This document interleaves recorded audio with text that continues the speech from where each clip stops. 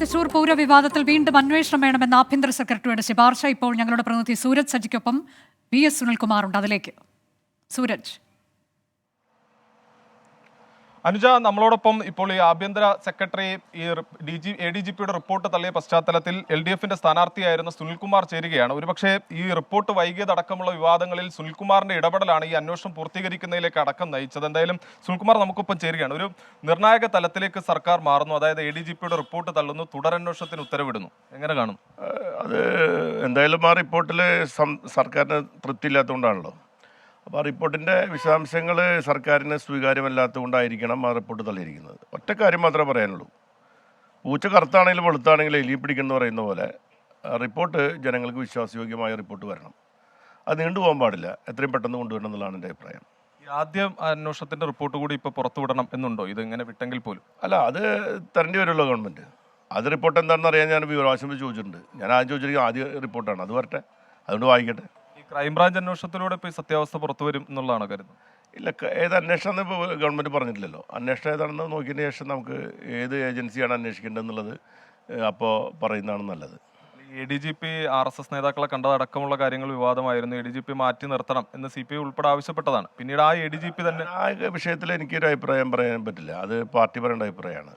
ഞാൻ ഈ പൂരവുമായി ബന്ധപ്പെട്ട അന്വേഷണത്തിൽ മാത്രം ഒതുങ്ങി നിന്നുകൊണ്ട് ഇപ്പോൾ സംസാരിക്കാൻ ഉദ്ദേശിക്കുന്നുള്ളൂ. അല്ലാത്ത കാര്യം ഞാൻ സംസാരിച്ചു കഴിഞ്ഞെങ്കിൽ അത് വേറെ ചില പ്രശ്നങ്ങൾക്ക് ഇടവരുത്തും. അല്ല, പാർട്ടി തന്നെ ഈ വിഷയവുമായി ബന്ധപ്പെട്ടുകൊണ്ട് ഈ അന്വേഷണം വൈകിയതിലടക്കം വലിയ വിമർശനം ഉന്നയിച്ചിരുന്നു. ഇനി അതേ ഒരു സാഹചര്യം സൃഷ്ടിക്കപ്പെടുമെന്ന് ആശങ്കയുണ്ട്. ഇനി ഒരിക്കലും നേരത്തെ പോലെയുള്ള കാര്യങ്ങൾ വരാൻ പാടില്ല എന്നുള്ള കാര്യത്തിൽ അതിലെനിക്ക് പറയാൻ ബുദ്ധിമുട്ടൊന്നുമില്ല. ഇനി അന്വേഷണം നീട്ടിക്കൊണ്ടുപോകാൻ പാടില്ല. അന്വേഷണം ഏതാണെങ്കിലും അത് പെട്ടെന്ന് ചെയ്യണം. അതുപോലെ തന്നെ ഈ NDA സ്ഥാനാർത്ഥി അന്ന് രാത്രി ആംബുലൻസിൽ വന്നു, ഒരു വരാഹ ഏജൻസി അവരാണ് ഇതിന്റെ പിന്നിൽ അന്ന് ഇതിന്റെ ഒരു പൊളിറ്റിക്കൽ ഡിസിഷൻ എടുത്തതെന്ന് അടക്കമുള്ള കാര്യങ്ങളുണ്ട്. അതെല്ലാം ഈ അന്വേഷണ പരിധി കൊണ്ടുവരണം എന്നാണോ? അല്ല, അത് ഇപ്പോൾ ഒരു റിപ്പോർട്ടർ ചാനൽ അത് പുറത്തു വിട്ടു, ഇങ്ങനെ ഒരു വിഷ്വൽ. അത് മാത്രമല്ല, ഒരുപാട് സോഷ്യൽ മീഡിയയിൽ വന്ന കാര്യമാണ്. പോലീസ് അന്ന് മുതൽ അന്ന് രാത്രി തന്നെ ഈ സോഷ്യൽ മീഡിയയിൽ BJP സൈബർ ഹാൻഡിലുകൾ വലിയ BGM ഇട്ട് ആഘോഷിച്ചതാണ്. അന്ന് അടിയിൽ ലച്ചിപ്പോം എന്ന് പറയുന്ന രീതിയിലേക്കുള്ള ആ വരവിനെ സംബന്ധിച്ച് ഒരുപാട് സോഷ്യൽ മീഡിയയിൽ വന്നു. അന്നൊന്നും ആരും കണ്ടിട്ടില്ല. അത് കണ്ടിട്ടുണ്ട്, പക്ഷെ ആരും പറഞ്ഞിട്ടില്ല. അന്ന് കേസെടുക്കാത്ത ആൾക്കാർ ഇന്നെങ്കിലും കേസെടുക്കാൻ തയ്യാറാവണം. നിയമത്തിൻ്റെ വഴിക്ക് പോകാൻ വേണ്ടി തയ്യാറാവണം എൻ്റെ അഭിപ്രായം. ആംബുലൻസിൽ വന്നതിൽ കേസെടുക്കണം. അല്ല, അത് പോലീസ് പരിശോധിക്കട്ടെ. അതായത് ഈ അന്വേഷണത്തെ സ്വാഗതം ചെയ്യുകയാണ്, അതായത് ഈ മറ്റൊരു അന്വേഷണത്തിലേക്ക് പോകുന്ന നടപടി.